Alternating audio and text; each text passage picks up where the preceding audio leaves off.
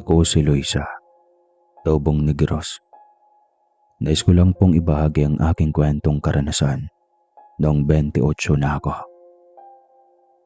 Taong 1990, nang maranasan ko ang kakaiba at nakakakilabot na karanasan noong nagsimula akong tanggapin ang isang trabaho.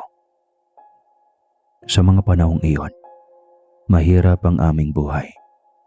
Halos manghingi ako ng pagkain sa aming mga kapitbahay para lang maitawid ang gutom namin dahil minsan lang kung may magpalabas sa akin. Dalawa ang anak ko sa dati kong boyfriend, isang lalaki at isang babae.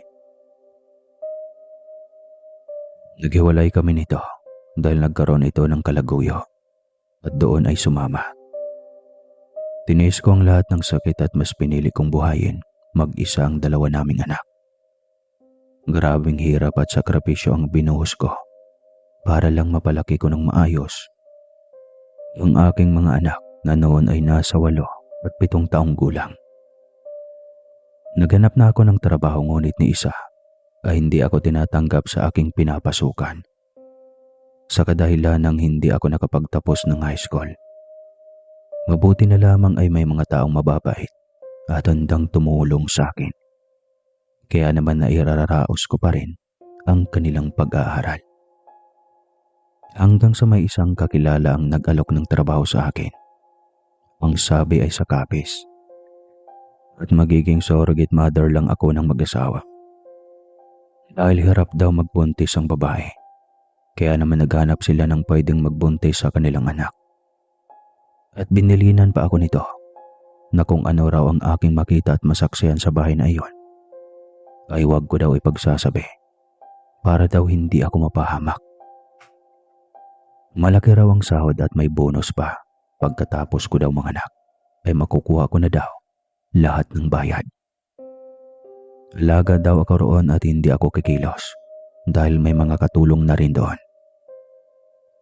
Mga anak, alam niyo ba may trabaho na si mama? Malungkot kong wika sa aking mga anak. Talaga po, inay. Mabibilhan niyo na ako ng mga laruan at mga damit at bagong tsinelas. Wika ng aking anak na si Romel.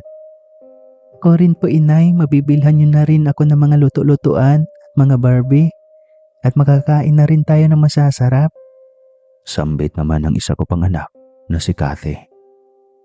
Oo naman, huwag kayong mag-alala. Lahat ng yan ibibigay ni nanay sa inyo. Kaso lang anak, sa malayo si nanay magtatrabaho dahil 9 na buwan pa bago ako makakabalik.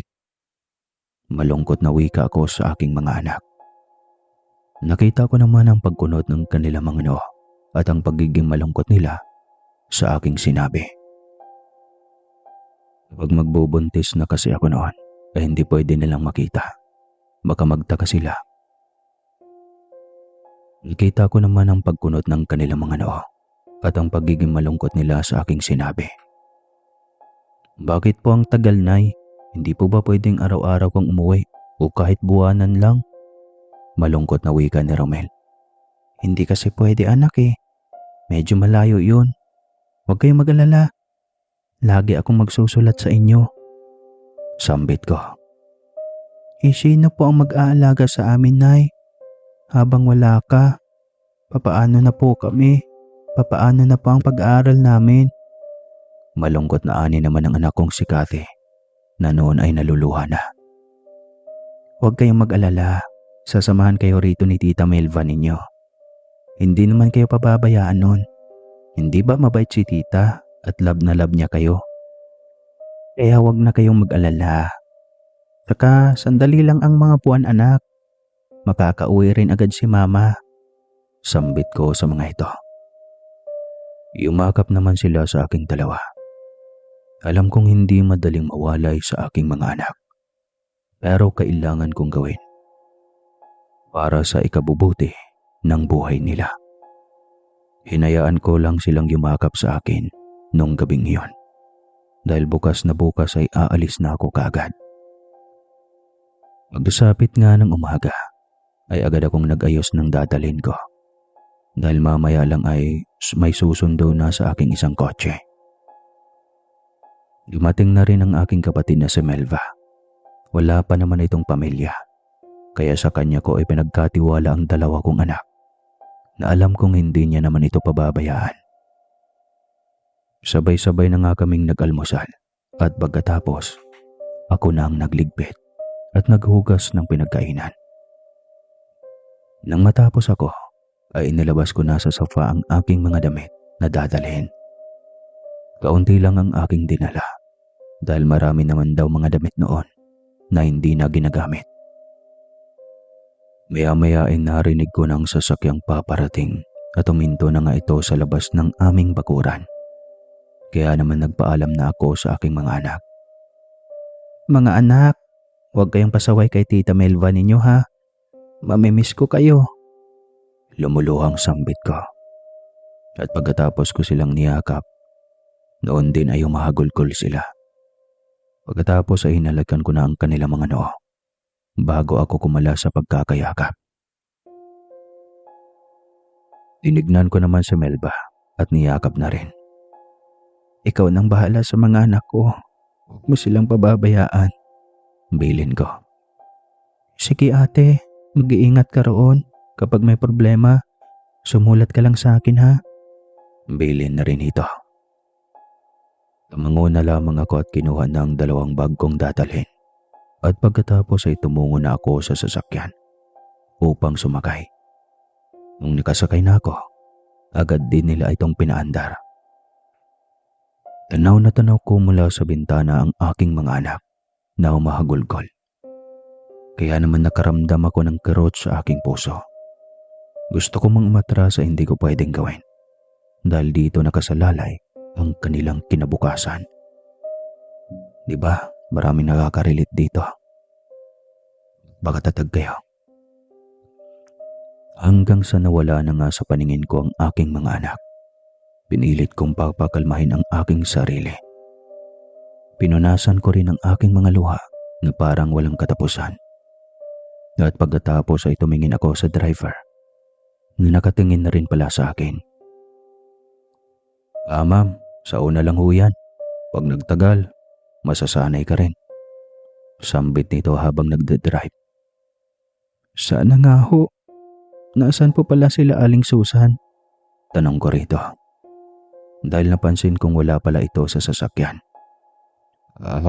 Si Susan. Dadaanan natin sa bahay nila dahil sasamahan ka niya sa magiging amo mo. Ngiting sambit nito. Tumango naman ako at hindi na muling umimik pa. Habang kami ay nasa biyahe, ay nakaramdam ako ng matinding antok hanggang sa ako'y nakatulog na. At hanggang sa may tumapik-tapik sa aking muka na nagpagising sa akin. Pasyensya na iha kung nagising na kita. Malapit na tayo. Sambit ni Aling Susan. Okay lang po Aling Susan. Napasarap siguro ang tulog ko. Kaya hindi ko na po naramdaman ang pagsundo nyo. Pasyensya na po. Kasi para akong hinihili sa sasakyang ito. Para akong nasa duyan. Ang sarap po sa pakiramdam at ang linis-linis pa ng tricycle ni Manong. Sambit ko rito na nahihiya pa. Dahil sa totoo lang ay ngayon lang ako nakasakay ng sasakyang ito at hindi ko rin alam kung ano ba ang tawag dito. Kaya tricycle ang nabanggit ko. Nakita ko namang nagkatinginan pa ang driver at si Aling Susan sabay tawa. Kaya naman mas lalo pa akong nahiya at napakamot pa sa aking batok. Hindi ko alam na mapagbiro ka pala iha. Tricycle ba ka mong tawag dito? Tila ngayon ka lang yata nakakita at nakasakay rito. Sambit na wika ni Aling Susan na alam kong nagpipigil ng tawa at napapailing dahil sa aking sinabi. Oho, ngayon lang ho. Ngayon lang talaga ako nakasakay sa ganitong sasakyan. Kaya ho hindi ko rin alam ang tawag dito. Nakikita ko rin ito minsan kapag lumalabas akong patungong bayan. Lagi lang hong sinasabi ng aking mga anak na gusto nilang sumakay sa tricycle. Kaya naman po ang iniisip ko noon ay ganitong uri ang kanilang tinutukoy. Kaya ho simula noon kapag nakakakita ako ng sinasabi ko na lang na sa sarili ko na Tricycle ho ang tawag rito. Mahaba akong paliwanag. Pati kayo walang naintindihan. Tawa naman sila ng tawa sa aking ipinaliwanag. Hindi na sila muling nagsalita pa, kaya naman natahimik ako. Maya-maya pa ay nakarating na nga kami sa lugar ng Capiz. Halos maggagabi ng kami ay makatungtong sa lugar na iyon. Ang mga nadaraanan namin ay parang nakakatakot. Sa mga dagat lang ako nag-enjoy, pero sa mga gubat ay parang nakakatakot. Halos kasi roon ay wala akong makita ni isang tao ang nasa labas.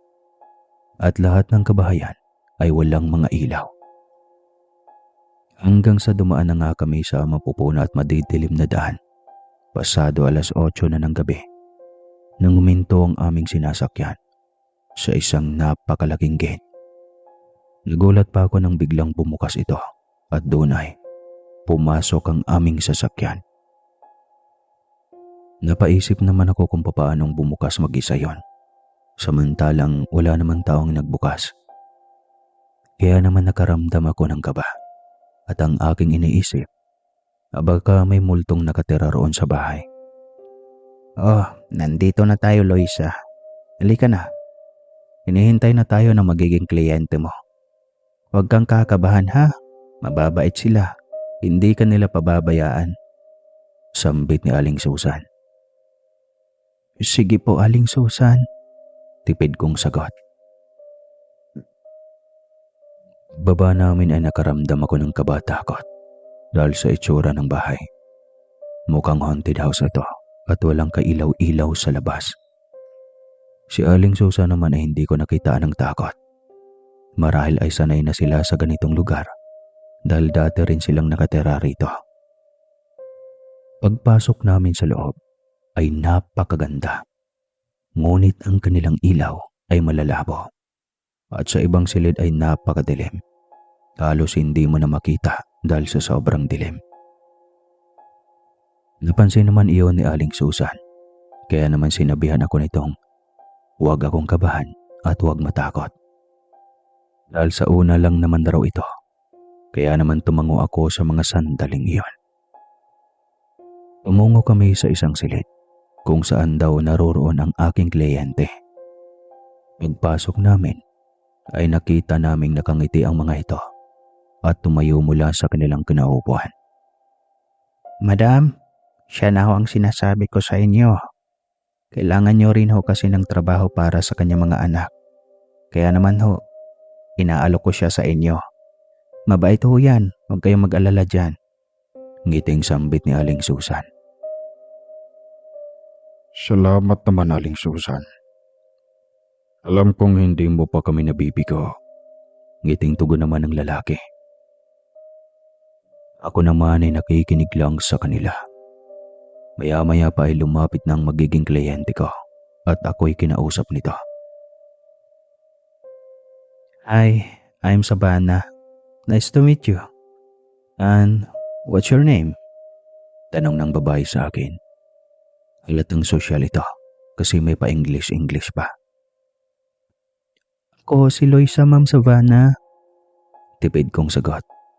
Oo, don't be shy. Isipin mo na lang kaibigan mo kami. O siya, tara, kumain tayo. At baka gutom na ang ating bisita. Ngiting sambit ng babae. Tumungo na nga kami sa kusina. Tumambad sa akin ang isang napakalaking lamesa. At mayroon na ngang nakain na napakasarap at mababangong putahe. Kaya naman natakam ako sa mga sandaling iyon. Ngunit hindi ko ipinapahalata. Dahil baka isipin nilang makapal ang mukha ko na totoo naman, di joke lang. Umupo lang ako at hindi kumuha ng pagkain. Hinihintay ko rin kasing magsalita sila. Tumingin naman sila sa gaway ko. O Ining, bakit hindi ka pa kumukuha ng iyong pagkain? Tanong ni Aling Susan. Nahihiya po ako, Aling Susan.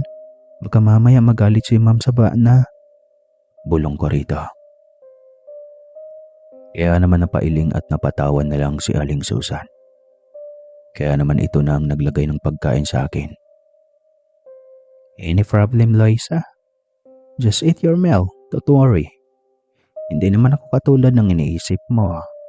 Huwag ka nang mahiya dahil bukas ay tayo na lang ang naririto sa bahay dahil uuwi na si Aling Susan sa kanila. Ngiting sambit nito. Umangon na lamang ako at nagsimula ng lantakan ang aking pagkain. Sarap naman ako at hindi ko na malayang naparami na pala ako sa aking pagkain. Halos hindi na ako makahinga sa busog nang mayari kaming kumain. Nagpasalamat naman ako. At nang akmang liligpitin ko na sana ay pinigilan nila ako. Sinabi na Ma'am Sabana na may katulong sila roon at hindi ko na daw kailangan mag-abala pa at sisimula na rin daw namin ang pag-uusap tungkol sa aking trabaho. Maya-maya pa ay tumungo na nga kami sa kanilang sala. Napansin naman nila na naaasiwa ako dahil napakadilim. Kaya naman binuksan nila ang ilaw at pagkatapos pinaupo nila kami sa sopa. Loisa, sinabi naman siguro ni Aling Susan kung ano ang magiging trabaho mo, hindi ba? Tanong nito. Oho, alam ko na yun. Ipanaliwanag na po sa akin Aling Susan. Tipid ko namang sagot. Ang bayad mo ay makakuha mo pagtapos mong maipanganak ang aming anak. Huwag kang mag-alala. Wala kang tatrabahuan na ni isang katiting rito sa bahay. At mamumuhay ka na parang isang prinsesa hanggang sa isilang mo na ang aming anak. Ang sweldo mo ay nagkakahalaga ng 500,000 piso.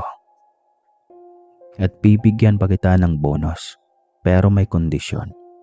Kapag ikaw ay nakabalik na, ay hindi mo maaaring ipagsabi ang lahat ng iyong nakikita at naririnig sa bahay na ito. Pwede ba? Hindi mo rin maaaring makita ang sanggol.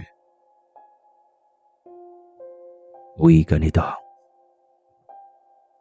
Umungo naman ako na parang nangangatog dahil sobra akong kinabahan. Para po kasi sa kaalaman ng lahat, ang 500,000 piso noon ay sobrang laki na. Kumbaga sa pera natin ngayon, baka milyon-milyon na yon. Hindi ako nakaimik.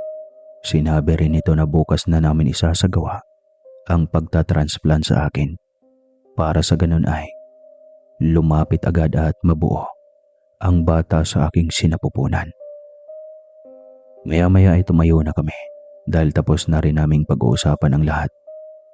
Sinamahan naman ako ni Aling Susan sa aking magiging silid. O iha, ang binilin ko, huwag mong kakalimutan. Huwag ka ring lalabas ng silid kapag gabi na ha. Baka magalit sa iyo si Madam Savannah. O siya, tabi na tayong matulog ha. Bukas na rin kasi ay uuwi na ako. Dadalaw-dalawin na lang kita rito kapag wala na akong ginagawa. Sambit nito. Sige ho, Aling Susan. Maraming salamat po. May pabor po sana ako sa inyo. Maaari niyo po bang pakisilip-silip naman paminsan-minsan ang aking mga anak? Ayoko ho kasing mag-alala sa kanila. Maaari ba yun? Sambit ko kay Aling Susan. Walang problema, Loisa. Basta ayusin mo ang iyong trabaho. Walang magiging problema basta sumunod ka na lang sa lahat na mga binilin sa iyo. Sambit ni Aling Susan sa akin. Kaya naman tumango ako at tumalikod na ako dahil nakakaramdam na rin ako ng antok sa mga oras na yon habang si Aling Susan ay nararamdaman ko na rin humiga na sa tabi ko. Maya-maya ay nakatulog na nga ako. Kinabukasan ay maaga kaming gumising at nag-almusal na muna kami bago ay hatid ni Manong Bert pauwi sa kanyang bahay si Aling Susan. Nakilala ko na nga rin ito kagabi nang tinawag ito ni Ma'am Savannah sa pangalan nito. Kami naman ay tumungo na sa kanilang basement. Nakaramdam naman ako ng kilabot dahil sa aking mga nakikita at mayroon ding doktor at scientist ang mga naroroon. Gumawi naman ang kanilang mga tingin ng pumasok na kami roon. Pagkatapos ay pinahiganan nila ako para sa gagawing transplant. Hindi ko naman alam kung ano ang gagawin sa akin Kaya naman nakaramdam ako ng takot at kaba sa mga sandaling iyon. Madam Sabana, nariyan na po pala kayo. Handa na po ba ang surrogate mother ninyo? Ngiting sambit ng isang doktor na medyo bata pa. Oo naman, Doc. Ready na siya. Di ba, Loisa? Calm down, okay? Hindi naman bibiyakin ang tummy mo. Don't worry. Don't nervous. Okay? Just relax. Wika pa nito sa akin. Tumango naman ako kahit na hindi ko maunawaan ang kanyang mga sinasabi sa akin. Dahil ang pagkakaalam ko ay salitang English. Kaya naman napabuntong hininga ako at napabulong sa kawalan. Ano ba yan? Wala naman sa ibang bansa tayo tapos mag-i-English pa ng ganun. Ganun ba talaga ang mayayaman? Sambit ko sa aking sarili. Napabalik naman ako sa wisyo nang magsalita ang doktor. Okay, hinga ka ng malalim. At pagkatapos, pumikit ka. Uwi ka ng doktor sa akin. Agad ko naman itong sinunod. Naramdaman kong may itinurok sila sa akin. Kaya naman nakakaramdam ako ng antok sa mga sandaling iyon. Hanggang sa hindi ko na malaya ng lahat.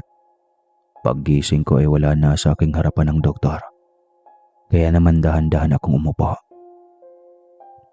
Pinakaramdaman ko naman ang aking sarili. Kung may masakit ba. Ngunit wala naman. Nagimbal naman ako sa aking nakita mula sa mesang malapit sa aking higaan. May mga fetus na nakalagay sa loob ng garapon. Para lang silang natutulog lang. At sa cabinet ay may mga ulo ng tao na nakalagay rin sa garapon at iba't ibang parte ng katawan. Kaya naman labis akong napalunok ng aking laway sa mga sandaling iyon. Nakakatakot naman rito. Ano kayang ginagawa nila sa mga katawan ng tao? Bakit hiwa-hiwalay? Sambit ko sa aking isipan. Maya-maya pa ay narinig ko nang pumukas ang pinto at nabungaran nila akong nakatingin lang sa mahabang lamesa. Huwag mong masyadong tignan at huwag kang magbalak na magsalita, kundi ay matutulad ka rin sa kanila. Makahulugang sambit ng scientist na nagpakilabot ng buo kong katauhan. Hindi po, wag ho. Wag ho kayo mag-alala. Hindi po ako mag-iingay, pangako ho. Utal-utal kong sambit dito. Siguraduhin mo lang dahil kapag gumawa ka ng dahilan na ikapahamak namin ay mandadamay ang iyong mga anak. Ngiting sambit nito. Nanlaki naman ang aking mga mata sa kanyang sinabi. Pangako ho, hindi ako magsasalita. Tugon ko. Umangon na lamang ito at hindi na umimik pa. Maya-maya ay pinababa na ako nito sa aking hinihigaan at isinakay na sa wheelchair. Pagkatapos ay dinala na ako nito sa aking silid. Kumain ka na, Loisa. Mamaya lang ay darating na si Mrs. Savannah. May inasikaso lamang sila, kaya hindi mo sila nakita paggising mo. Sambit ng scientist. Salamat ho. Medyo nagugutom na nga po ako ngayon eh. Hindi ko alam kung bakit. Kamot ulo kong sambit. Sige, kumain ka na. Siguro ay kumapit na nga ang baby nila, madam, sa sinapupunan mo. Kumain ka ng marami at huwag ka nang magpapagutom. Pagkatapos ay bumalik ka na sa iyong higaan at matulog. Dahil gabi na rin naman. Ngiting sambit ng scientist bago ako iwan sa aking silid. Kaya pala nagugutom na ako ay gabi na pala. Ako naman ay sinimula ng lantakan ng napakaraming pagkain sa maliit na lamesa. Takam na takam naman ako sa mga sandaling iyon. Tila patay gutom akong inubos lahat ng pagkain na inihain sa akin at pagkayari ko ay nakaramdaman naman ako ng panghina. Kaya naman bumalik ako sa aking higaan at natulog. Kinabukasan ay tanghali na akong nagising dahil nakaramdam ako ng pagkasakit sa aking ulo. At pagkatapos ay tumungo ako sa CR para doon sumuka. Wala namang lumalabas sa bawat isinisuka ko. Siguro ay dala ng ito ng pagbubuntis. Maya-maya ay bumalik ako sa aking higaan. Naalala ko naman kumustahin ang aking mga anak. Kaya naman tumungo ako sa telepono at nagbandaling tinawagan sila. Dinayal ko agad ang telepono ng aming kapitbahay. Kaagad na rin lang itong sinagot at hinanap ko ang aking mga anak. Nung nandun na, "Hello mga anak, kumusta na kayo dyan? Hindi ba kayo pinapabayaan ng iyong tita Melva?" Tanong ko. "Hindi ho, Nay. Alaga nga ho kami ni tita." "Kailan ka po uwi, Nay? Miss na po namin kayo ni Kati." "Matagal pa anak. Di ba kakaalis ko lang nung isang araw? Huwag kayong mag-alala. Pag uwi ko ay madami akong ipapasalubong sa inyo. Basta mga anak, huwag kayong magpapasaway sa inyong tita ha. Mag-aral kayong mabuti." Sambit ko rito habang unti-unti nang tumutulo ang luha sa aking mga mata. "Opo inay, pagbubutihan po namin ni Kuya Romel. Para po sa inyo. Sige na po nay. Sige na po nay. Gusto rin ho kayong kamustahin ni Tita Melva. Bigay ko na po." Sambit naman ng aking anak na babae. Sige, tipid kong sagot. Agad naman ako nagpunas ng aking mga luha nang marinig ko na sa kabilang linya ang boses ng aking kapatid na si Melba. "Hello ate, buti na patawag ka. Huwag kang mag-alala sa mga bata ate. Inaalagaan ko sila. At saka kumusta ka na pala riyan? Hindi ka ba nila pinapagod?" Tanong nito. Napatawa naman ako sa tanong nito sa akin. "Hindi naman, buhay pa rin sa isang alang ako rito. Alam mo ba ang bait-bait ng mga amo ko, lalong-lalo na si Ma'am Savannah. Ang ganda-ganda na mabait pa. Alam mo, sila lang ata ang nakita kong mayaman na ubod ng bait. Sabi pa ni Ma'am pag pauwi na ako, bigyan niya pa daw ako ng bonus at ang magiging sahod ko ay 500,000. Sambit ko. "Talaga ate? Hala, ang laki naman nun. Ang bait naman niyang mga amo mo. Pag uwi mo ate, magtayo ka ng maliit na negosyo at ipagawa mo na rin ang iyong bahay nang sa ganun ay maging maayos na ang inyong buhay. Tsaka alam mo ate, totoo yan. Wala na akong nakikitang mabubuti. Lahat na lang yata ay nagpapakitang tao. Buti nakatagpo ka ng mabait na at mayaman." Masayang wika nito sa kabilang linya. "Sinabi mo pa. O siya, sige na. Kailangan ko ng maligo dahil naiinitan na ako.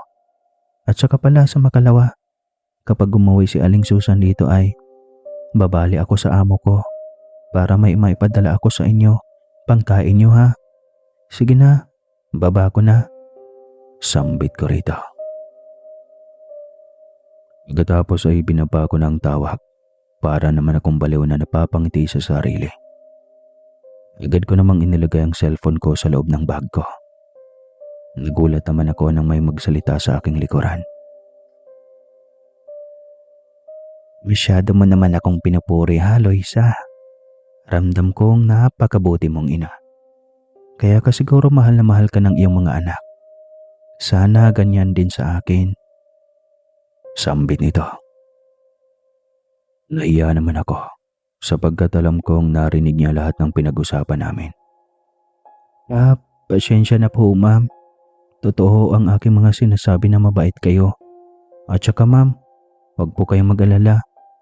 Mamahalin rin po kayo ng inyong anak kapag lumabas na po siya." Ngiti kong sambit. "Sana nga. Pasensya ka na kung narinig ko ang lahat ng inyong pinag-uusapan. Kumakatok kasi ako ngunit hindi ka sumasagot. Kaya naman pumasok na lang ako nang walang permiso mo. Pumarito ako para yayain kang kumain. Alam kong gutom ka na. O siya, sige na. Maligo ka na, tintayin kita ha." Sambit nito. Umango naman ako nang umalis na ito sa aking silid. Tumungo na ako sa CR para maligo. Pagkayari ko ay agad akong bumaba at tumungo sa kusina. Naabutan ko naman si Ma'am Savannah at ang asawa nitong kumakain. Halika na, umupo ka na. Kumain ka ng masusustansyang pagkain para naman healthy ang aming anak. At ito pala ha, kainin mo yan. Importante sa anak namin iyan. Nagtaka naman ako sa ibinigay na pagkain nito sa akin. Para siyang karne, pero ang kulay niya ay itim. Nagdalawang isip akong kakainin ko ito.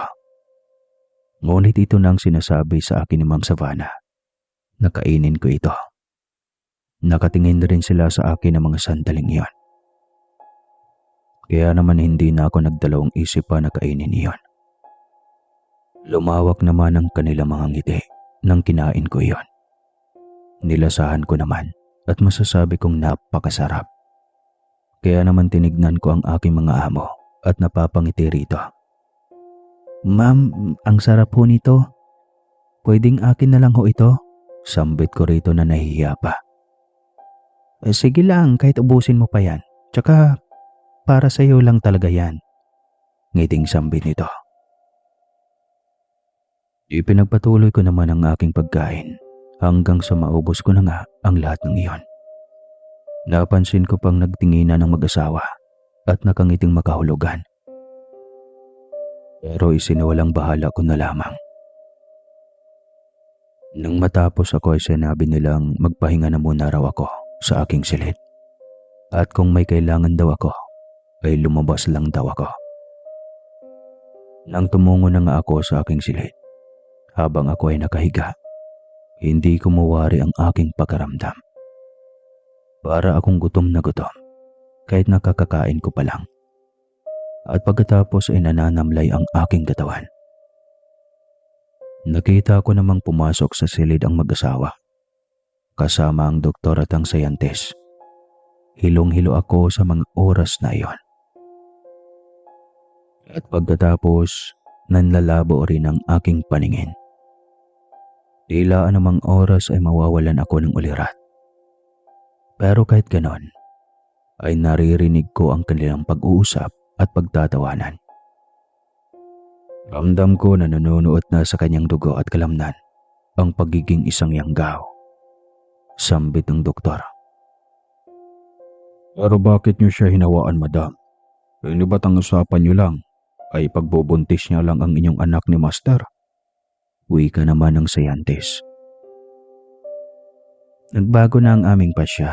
Kailangan natin siya para magparami ng ating lahi. Nang sa gayon ay maisakatuparan ng ating mga plano. Ngising sambit ni Savannah.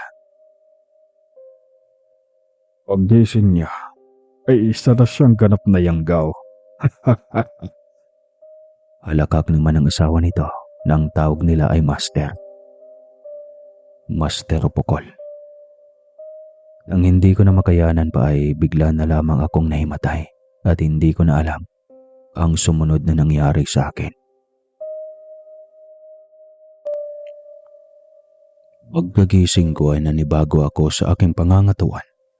Nakaramdam ako ng tila pagkalakas-lakas sa aking katawan. Tila ibang tao na ako. Maliit pa noon ang aking tiyan, kaya naman lumalabas-labas pa ako. Hindi na rin nila ako pinaghihigpitang lumabas ng bahay.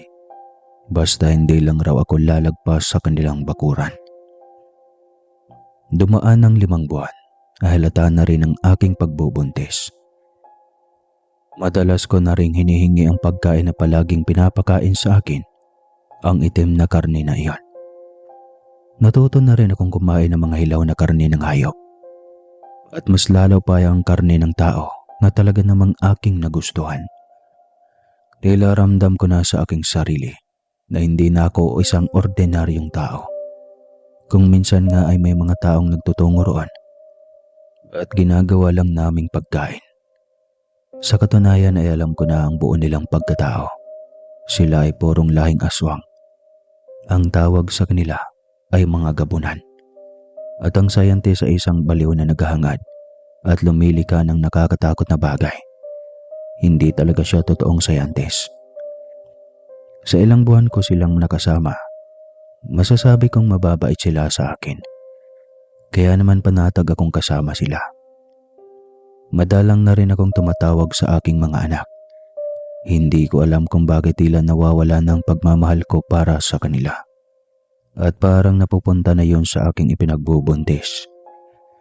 Madalas na ring dumalaw si Aling Susan at palagi akong inaasikaso nito. Minsan ay sinasabi niya ang lagay ng aking mga anak, pero hindi ko pinapakinggan at napapansin na iyon ni Aling Susan. Isang araw, habang ako ay nasa labas, nakakita ko ng tao sa labas na tumatawag. Nakaramdaman naman ako ng pagkagutom at parang gusto kong kainin ang taong iyon. Agad akong lumabas upang puntahan ito. Magandang araw po, ma'am. Pwede po ako makahingi ng pagkain at inumin? Uy ka nito. At halata dito ang gutom at hapong-hapo. Sige ho, pasok ko kayo. Saan po ba kayo galing at tila pagod na pagod kayo at gutom na gutom? Ngiting sambit ko at isinarado na ang gate. Naliligaw kasi ako rito sa lugar. Ilang araw mula nang naiwan ako ng sasakyan naming boss. Sambit nito. O siya, tara na, kumain ka na at magpakabusog ka bago ka mawala.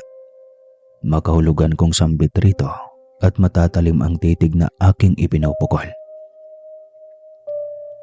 Umango naman ito at tila naguluhan pa sa aking sinabi. Nang makapasok kami ay pinaghandaan ko ito ng makakain. Hindi ko na iniisip pa ang magiging reaksyon ng mga amo ko kapag nakita nilang may pinapasok akong ibang tao rito sa mansyon. Pinaupo ko naman ito at ipinaghanda ng kanyang makakain. Nakita kong gutom na gutom ito dahil sunod-sunod niyang sinusunod ang kanyang pagkain. Ako naman ay matalim na nakatitig sa kanya. Hindi ko magawang tikman ang pagkain na nasa aking plato. Tila gusto kong tikman ang kanyang mga laman. Ma'am, ang sarap. Sarap naman ho ng mga pagkain ninyo. Kayo ba ang managluto nito? Ngiting sambit nito habang ipinagpapatuloy ang pagkain. Hindi ako, yung mga katulong rito ang nagluto niyan. Totoo, masasarap silang magluto. Hindi nakakasawa, alam mo yun? Tugon ko naman. Maya-maya ay natapos na nga ito. At pagkatapos, sinabihan ko itong magpahinga muna at mamaya na umalis. Sinabi ko rin bigyan ko siya ng kanyang pamasahe pauwi sa kanila. Kaya naman natuwa ito at nagtiwala. Nang gumabi na ay mas lalo akong nakaramdam ng gutom. Kahit may pagkain na hindi ko man lang pinapansin para maibsa ng gutom ko. Tumungo ako sa aking silid upang puntahan ang lalaki na mahimbing na natutulog noon. Pagpasok ko ay namoy-amoy ko pa ito at napapapikit pa ako dahil ramdam ko na sa aking katawan ang pag-iba ng aking anyo. Naging mapupula ang aking mga mata. Nagkaroon na rin ako ng mahaba at matutulis na ngipin. At pagkatapos, naging mabalbon na kulay itim ang aking mga balat. At kulukulubot na rin ito. Humaba din ang aking tenga. At maging mga kuko ko ay nagsihaba na rin. Naglaway naman ako rito at dahan-dahan akong lumapit sa higaan nito. At pagkatapos ay walang awa kong ginutay-gutay ang katawan nito. Nagsisigaw at nanirik na rin ang mga mata nito nang dukutin ko ang limang loob niya. Sarap na sarap naman ako at may tunog pa ng lantakan ko ang bituka nito. Maging ang puso ay walang kahirap-hirap kong dinukot.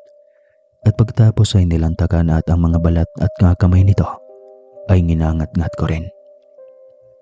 Hanggang sa lumitaw na ang mga buto nito. Halos buto na lang ang natitira rito. Ang kanyang mga dugo naman ay nagkalat sa aking bibig, pati sa kamay, pati na rin sa aking mga damit. At umabot na iyon sa higaan. Ang tanging naiwan naman ay ang mga buhok at damit nito at ang mga butong nagkalat sa sahig. Hindi pa ako nakontento. Ang mga dugong sumasabaw sa higaan ay dinilaan ko na parang isa akong aso hanggang sa magsawa ako at napadigay sa mga sandaling iyon.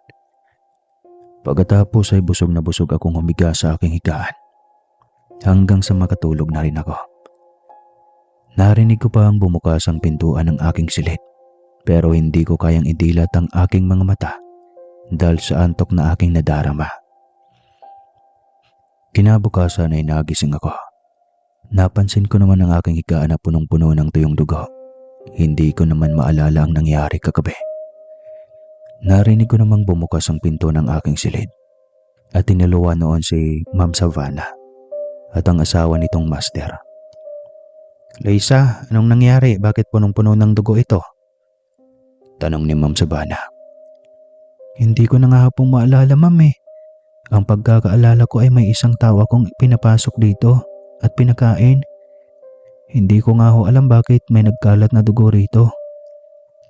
Sambit ko na lamang. Dahil sa totoo lang, ay naalala ko naman lahat ng aking mga nagawa na labis kong pinagsisihan. Tumango naman sila at hindi na muling nagtanong pa. Pagkatapos ay lumabas na ng aking silid. Siguro alam na nila kung ano ang nangyari, kaya hindi na nila tinatanong pa. Nang makalabas sila ay nagmumuni-muni muna ako at parang tanga na kinakausap ang sanggol sa loob ng aking sinapupunan. "Baby, sana malasog kayo. Sayang hindi ako ang tunay niyong magulang. Kung ilan man kayong naririto sa loob ng aking tiyan, sana hindi niyo ako pahirapan. Dahil nalalapit na ang inyong mga pagsilang." Sambit ko rito. Nang mainip na ako, ay muli akong bumalik sa aking silid upang matulog. Halos umabot na ako ng 5:30. Nagising ako ng bandang 6:00 na ng gabi. "Gising ka na pala, Loisa. Bumaba ka na. Hinihintay ka ni Aling Susan sa baba." Ngiting sambit ni Ma'am Savannah sa akin. "Sige po, madam. Sandali lang. Medyo hirap na rin ako dahil mabigat-bigat ang sanggol ninyo." Wika ko. "Wala namang problema. Siguradong malusog yan dahil alagang-alaga mo siya sa pagkain." Sambit nito. Napangiti naman ako at tumayo na inalalayan nila akong lumabas pagbaba ko. Bumungad sa akin ang nakangiting si Aling Susan. Agad naman akong yumakap sa kanya. "Kumusta ka na, Loisa? Ang laki na ng bata sa sinapupunan mo, ha? Ilang buwan na ba yan?" Ngiting tanong ni Aling Susan. "Mag-6 na buwan na ho, Aling Susan. Excited na nga ho kaming makita ang sanggol. Tila napamahal na ako sa supling nila Ma'am Savannah at Master." Ngiting sambit ko. "Mabuti naman kung ganon, pero teka, nakakamusta mo ba ang iyong mga anak? Madalas pa rin akong tumutungo roon at sinisilip sila. Parang malulungkot ang kanilang mga mukha." Sambit naman ito. Nawala ang aking ngiti sa mga sandaling iyon nang maalala ko ang aking mga anak. Huling tawag at kausap ko sa kanila ay ang pangatlong araw na nalagi ako sa mansyong ito. Napansin naman ito ng aking mga amo. Ganon din si Aling Susan. "Iha, bakit ka umiiyak? Namimiss mo na ba sila? Hindi mo ba sila tinatawagan?" Tanong nito na nag-aalala rin. "Nakalimutan ko kasi. Hindi ko alam kung bakit tila nawala sila sa aking isipan." Iyak kong sambit dito. Nagkatingin na naman sila Aling Susan at Ma'am Savannah. Tila may pinapahiwatig ang kanilang tingin at pagkatapos ay binaling muli ni Aling Susan ang kanyang tingin. "Tawagan mo na sila, iha. Siguradong namimiss ka na ng mga anak mo. Nang huli ko silang makita ay umiiyak ito sa pintuan ninyo. Tila naghihintay sa iyo." Malungkot itong sambit sa akin na lalo namang nagpahagulgol sa akin. Mango naman ako at nagpaalam muna ako sa kanilang tutungo muna sa aking silid. Maya-maya dahan-dahan naman akong umakyat sa hagdanan sapagkat hirap na hirap akong kumilos at maglakad. Na mga nakarang araw napansin ko ring iba-iba na ang dating ko. at napansin ko rin ang kaibahan ng laki ng aking tiyan kumpara sa normal na laki ng ordinaryong buntis. Naiisip ko na baka mga 5 sanggol ang nasa loob ng aking tiyan. Kaya ganito kalaki ang aking ipinagbubuntis. Nang makaakyat kami ay nagpaalam na si Manong na bababa na. Kaya naman nagpasalamat ako rito. Agad ko ring isinara ang pintuan pagkatapos. Dahan-dahan akong tumungo sa telepono. Agad naman akong nagdial. Mabuti naman ay agad na sumagot. Ay, salamat sa Diyos ate, tumawag ka na rin. Ano bang nangyari sa iyo? Halos 5 buwan ka nang hindi nagparamdam sa akin, lalong-lalo na sa mga anak mo. Alam mo bang halos ayaw na nilang pumasok sa paaralan? At ayaw na rin nilang kumain. Lagi na rin silang umiiyak. Ang laging bukang bibig nila ay ikaw. Sambit nito. Pasensya na kayo kung hindi ko nagawang magparamdam sa inyo. Marami lang kasing inasikaso. Huwag kang mag-alala. Malapit na akong umuwi. Malungkot na wika ko sa aking kapatid na si Melva. Gusto mo bang makausap ang mga anak mo ate? Saglit lang ha, huwag mong papatayin. Tawagin ko lang sila sa kanilang kwarto. Wika nito. At pagkatapos, tumayo sa kanyang higaan para puntahan ang aking mga anak. Ako naman ay kinakabahan kung ano na ang kanilang magiging reaksyon. Kung magagalit ba sila sa akin o hindi. Kaya naman huminga ako ng malalim para mabawasan ang takot kong nadarama sa mga sandaling iyon. Maya-maya pa ay nagsalita muli ang aking kapatid. Kasama na nito ang aking mga anak. Ma, hagulgol na wika ng aking mga anak. Mama, umuwi ka na. Miss ka na namin.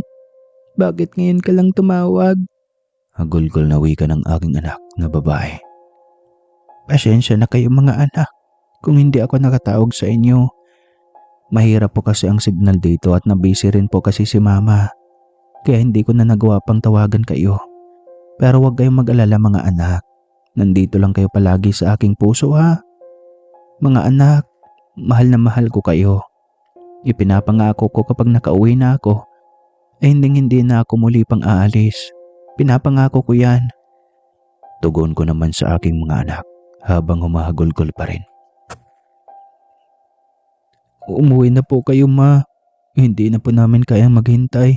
Naiinggit po kami sa ibang mga bata na kasama nila ang kanilang mga tatay at nanay. Samantalang kami, wala na ngang tatay tapos malayo pa kayo sa amin. Wika ng aking anak na si Romel. Halata ko rito ang sama ng kanyang loob. Patawad mga anak, pangako simula sa araw na ito. Hanggang sa aking pag-uwi ay palagi ko kayong tatawagan. Kahit araw-araw pa. Ngiting sambit ko rito habang lumuluha. Ipangako po ninyo yan maha. Ngiting sambit ni Romel. Oo lang ako ng oo. Bago ko pinatay ang tawag ay hinintay ko munang makatulog sila at binilinan ko rin ang aking kapatid na huwag silang pababayaan. Nang matapos ako ay nakaramdam ako ng panghina. Hindi ko alam kung bakit, basta na lamang akong nanghina sa mga sandaling iyon. Simula sa araw na iyon ay palagi akong tumatawag sa kanila at kasabay nun ay ang unti-unting pagbagsak ng aking katawan. Tila isa na akong lantang gulay na ikinabahala pa ng aking mga amo. Isang araw ay sumakit ang aking tiyan, kaya naman dali-dali nila akong binuhat patungong basement. Agad naman akong inasakaso ni Aling Susan at ang dalawa kong amo at ang doktor na rin. Halos lumakas ang tibok ng aking puso at nakaramdam ako ng matinding panghihina. Nang magsimulang sumakit ang aking tiyan na nagpagulat sa kanila. Huminga ka ng malalim, Loisa. Kakayanin mo. Mamaya lang ay magiging ayos ka na. Wika ni Aling Susan. Halo-halong emosyon at tensyon ang aking nararamdaman sa mga sandaling iyon. Ramdam na ramdam ko ang paglikot ng sanggol sa aking sinapupunan. Ibang sakit na aking naranasan kumpara sa sakit ng naranasan ko noon sa dalawa kong anak. Ngayon ay parang bubutasin talaga ang aking tiyan. Pinilit ko pa rin lakasan ang aking loob. Kahit na anumang oras ay malalagutan ako ng hininga. Napapahiyaw na ako sa sakit at hindi ko na alam kung saan ibabaling ang aking ulo. Gusto kong tumayo pero hindi ko magawa. Pawis na rin ako at tila nanunuyot na ang aking lalamunan. Ramdam kong nagkakagulo na rin sila hanggang sa naramdaman ko na lang na may itinurok sa aking pampatulog. Hanggang sa hindi ko na alam ang mga sumunod na pangyayari. Paggising ko ay nasa harapan ko ang mag-asawa at si Aling Susan kasama na ang doktor pati scientist. Gising ka na, magpahinga ka muna dahil bukas ay ihatid ka na pauwi sa inyo. Ngiting sambit ni Savannah. Nasaan po ba ang baby? Mga baby? Tanong ko sa kanila habang palipat-lipat ang aking tingin sa kanila. Pagkapanganak mo ay kinuha na namin agad ang aming anak. Nasa silid na niya ito ngayon. Hindi mo na siya kailanman makikita. At huwag kang mag-alala, hindi mo naman kailangan pang tapusin ang pinag-usapan nating kontrata. Dahil na ipananganak mo na siya ng malusog. At tulad ng sinabi ko na babayaran kita ng nagkakahalagang 500,000. Hinahanda ko na at dinagdagan ko pa bilang bonus sa iyong magandang pagbubuntis sa aking anak. Salamat, Luisa. Ngiting sambit ni Savannah. Nagtataka ako sa kanyang sinasabi kung bakit isa lang ang sinasabi niyang sanggol. Samantalang napakalaki ng aking tiyan, tila 5 sanggol ang inaasahan kong lalabas mula sa sinapupunan ko. Kaya naman sa kuryosidad ko ay nagtanong ako kung bakit isa lang samantalang ang laki-laki ng tiyan ko. Hindi mo na kailangang tanungin pa dahil bayad ka na. Hindi ba't ayon lang ang ating pinag-usapan? Huwag kang mag-alala, bukas na bukas ipapahatid na kita kasama si Aling Susan doon sa inyo. Dala-dala ang perang iyan, sambit ni Ma'am Savannah bago lumabas ng basement at nagtaas na ito ng boses. Ako naman ay napapapagit na lang sa sandaling iyon at nakaramdam ako ng tuwa at takot. Tuwang-tuwa ako dahil makakauwi na rin ako sa aking mga anak. Pero takot akong masaktan ko sila. Dahil hindi na ako ordinaryong tao. Iha, ayos ka lang ba? Nag-aalalang tanong ni Aling Susan. Oo, Aling Susan. Nag-alala lang ako para sa mga anak ko. Alam ninyong hindi na ako isang ordinaryong tao dahil nasa dugo ko ng pagiging isang yanggaw. Sambit ko rito. Huwag kang mag-alala, hindi ka uwing ganyan. Alalahanin mo, isa akong scientist. Kaya kitang ibalik sa normal. Ngiting sabat ng isang scientist. Kaya naman gumawi ako sa kanya. Nagdududa ako at kinakabahan sa kanyang inaabot na isang potion na kulay pula. Kaya't nagdadalawang isip ako ay agad kong tinanggap at ininom. Dahil wala akong pagpipilian. Maya-maya pa ay nakaramdam ako ng pananakit ng buo kong katawan at tila nanginig ako at nanirik ang aking mga mata. Ramdam ko ding may isinuka ako na walang iba kundi ang lahat ng ipinakain sa akin ang itim na karne. Hanggang sa tuluyan na ulit akong nawala ng malay. Pagkagising ko ay nasa silid na ako. Nakita ko rin sa aking tabi ang aking mga gamit na nakaayos at ang bayad sa akin na nakalagay sa itim na bag. O gising ka na pala. Tinanghali ka na ng gising. Halika, bumaba na tayo para makakain. Ihahatid na kita sa inyo. Ngiting sambit ni Aling Susan sa akin. Pagbaba namin ay nakita naming naghihintay na pala sila sa labas. Oh, gising ka na pala, Luisa. Halika, sabay na tayong kumain. Ngiting sambit ni Master. Sumabay na nga ako sa kanilang kumain, pero ang aking kinain ay luto na sa araw na yon.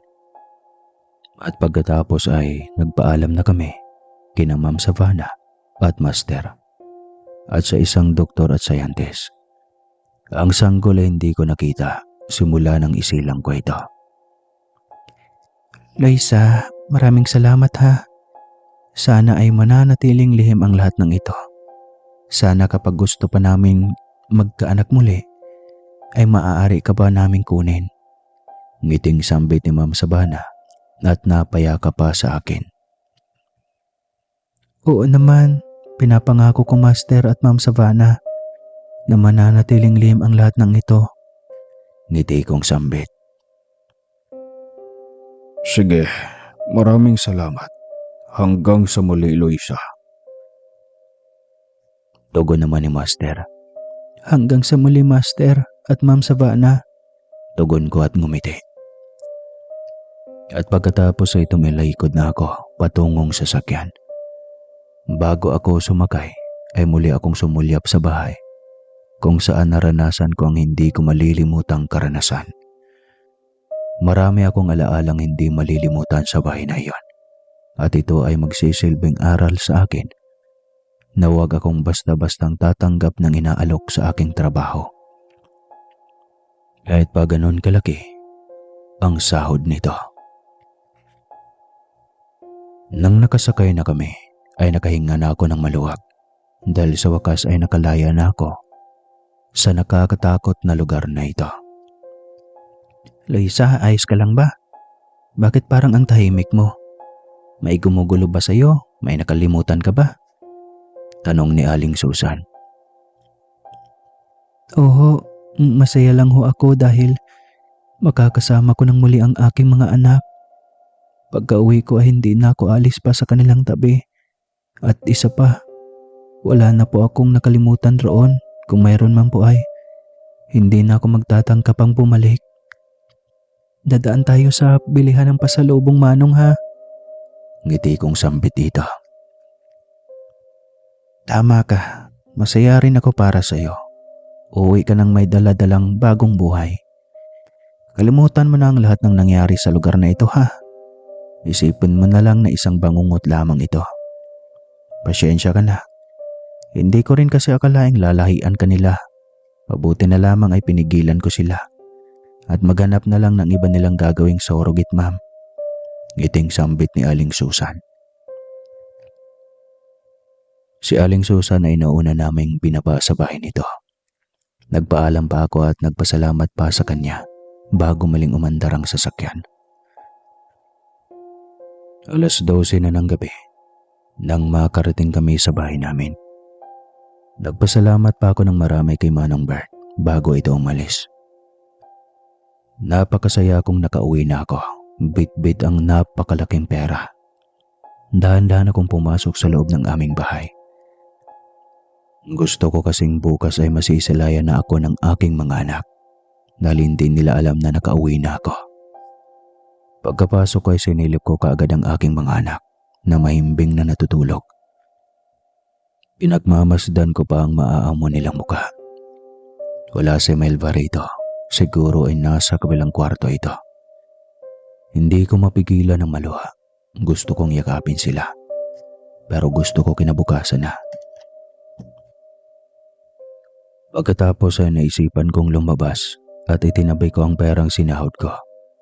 Inilagay ko ito sa ilalim ng papag ng aking mga anak. Hindi na ako dinalaw pa ng antok. Maaga akong tumungo sa bayan para mamili ng mga rekado dahil magluluto ako para sa kanila.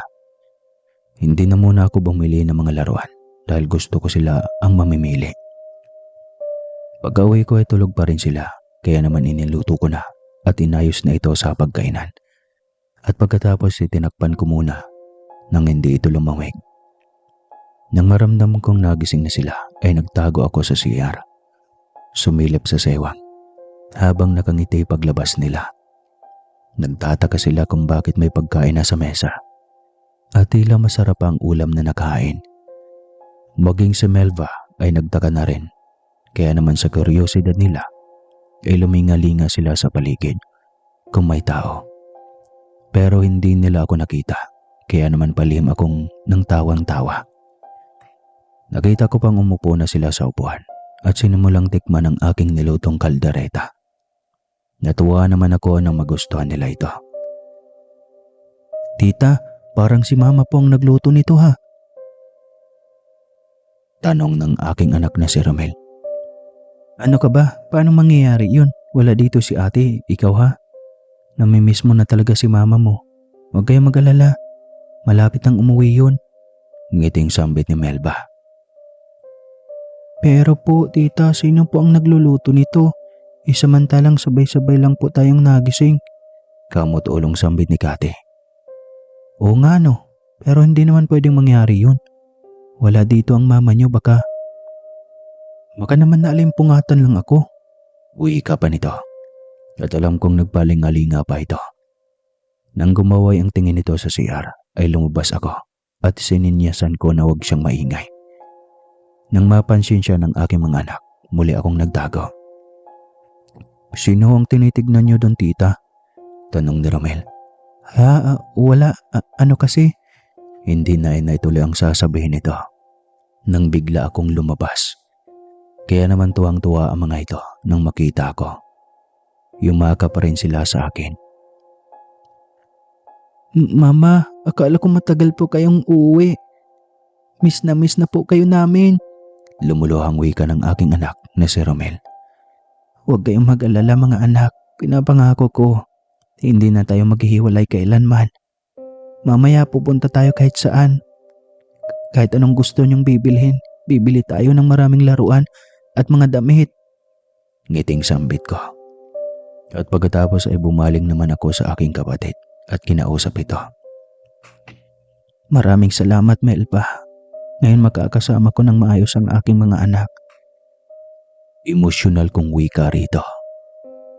"Hindi mo na kailangan magpasalamat, ate. Ano ka ba, kapatid mo ako. Kaya tutulungan kita. At isa pa, hindi sila iba sa akin." Ngiting sambit nito. Kaya naman niyakap ko siya. Nang araw na iyon ay sinulit namin ang buong maghapon bilang masaya. Ang perang ibinayad sa akin ay ginamit ko sa pag-ayos ng aming bahay. At ang iba naman ay ipinangnegosyo ko, tulad ng ipinayo ng aking kapatid. Binigyan ko rin ito ng kaunting pera. Nang sa ganun ay mabili nito ang matagal niyang gustong bilhin. Hanggang sa lumipas ng 3 taon ay naging masagana na ang aming pamumuhay. Hanggang sa mag-asawa na ang aking kapatid at umalis na ito sa aking poder. Ngayon ay kami na lang 3 ng aking mga anak. Hindi na rin ako naghanap pa ng makakatuwang sa buhay. Baka meron dyan. Joke lang. Dahil sapat na para sa akin ang aking mga anak. Ang kababalagang nangyari sa akin ay binaon ko na rin sa limot. Ngayon ay isang napagagandang araw ang biglang sumilay sa akin. Wakas. Maraming salamat sa hindi nakakalimot mag-subscribe. Pagpalain ka palagi. Salamat.